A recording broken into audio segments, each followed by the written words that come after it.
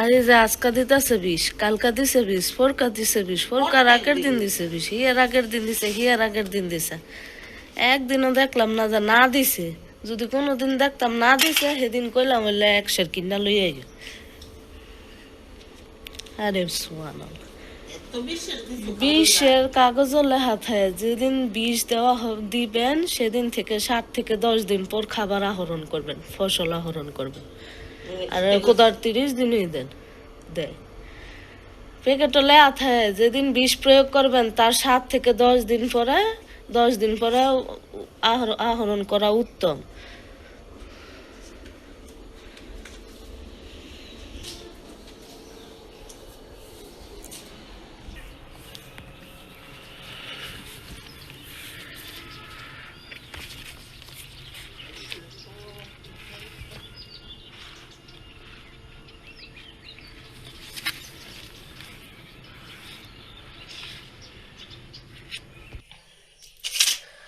দুজনের ওষুধ একে আর মধ্যে রাখিয়া, বক্সের মধ্যে রাখিয়া আমার ওষুধ হলো অল্প কটা, বুঝতে পাই না।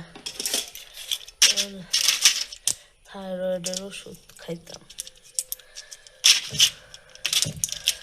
সব কিছু এলোমেলো হয়ে আছে, কোনো কিছু গুছাইতে পারি না, করতে পারি না।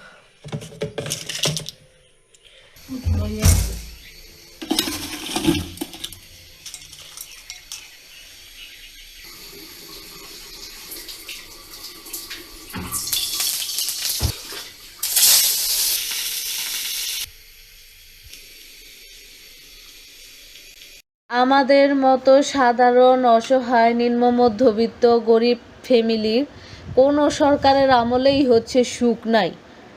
যেই সরকারই আসুক, স্বৈরাচার সরকার আসুক, বালা সরকার আসুক, খারাপ সরকার আসুক, মিলাইন্না জিলাইন্না সরকারাই হোক, কোনো সরকারের আমলেই আমাগো মতো নিম্ন মধ্যবিত্ত পরিবারের সুখ শান্তি নাই।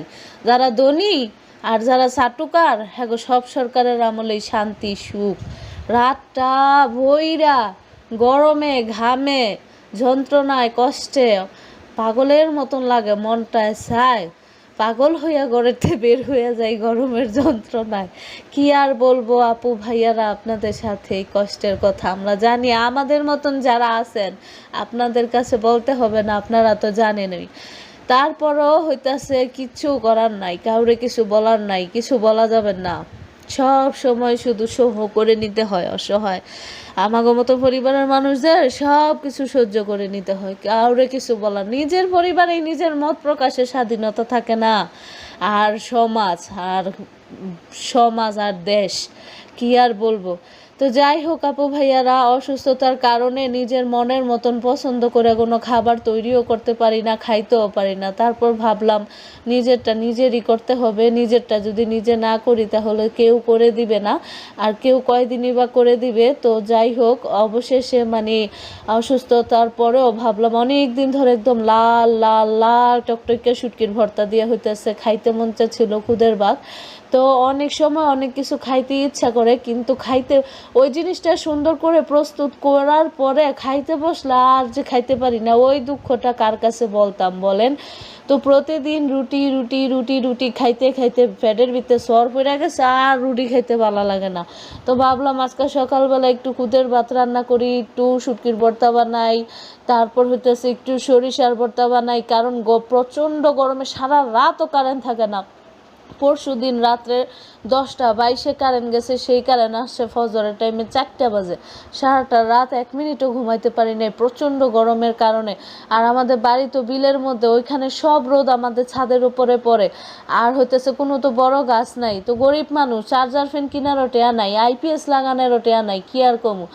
তো যাই হোক, আমাদের মতো গরিব যারা আছেন তাদের এইভাবেই জীবন পার করতে হবে। হাত পাখা দিয়া বাওয়াইতে বাওয়াইতে বাওয়াইতে বাওয়াইতে হাতের কলকবজা ব্যথা উঠে যায়, তো কিচ্ছু করার নাই। তো এইভাবে হইতেছে। সকালবেলা এই লাল টকটকে শুটকির ভর্তা বানাইতে হলে কি করতে হয়, শুকনা মরিচ টালা যাবে না, ভাজা যাবে না, শুকনা মরিচটাকে পানিতে ভিজায় রাখতে হবে। আর এভাবে মরিচ পানিতে ভিজায় রাখলে কি হয়, আপনার মরিচটা বাটতেও সহজ হয় আর কি, অনেক নরম হয়ে যায় আর দেখতে একদম লাল লাল আগুনের মতো হয়। আমার একটা ফুফু ছিল, আমার বাবার জ্যাঠাতো বোন, আমার বাবার বোন আর কি স্বাস্থ্য বোন। তো উনি হচ্ছে এরকম কাঞ্জির জাউ, তারপরে কাঞ্জির লোডানি, খুদের বাদ দিয়ে এরকম লাল আগুনের মতন টকটকা কইরা মানে এরকম ভর্তা বানাইতো। তা আমার আম্মার তো সেই আম্মার কোনো সন্তান ছিল না, আমাদের বাড়িতেই থাকতো আর কি, মানে তার বাবার বাড়িতে সে থাকতো। তো এই তো এক গ্রামে এক ঘর এক দুয়ার, তো এরকম আম্মা যখনই হচ্ছে কাঞ্জির ভাত তারপরে ভর্তা বানাইতো তখনই আমারে দিত, আমার মারে দিত। তো বিশেষ করে আমাকে দিত, কারণ এইসব জিনিস আমি খুব পছন্দ করে খাই।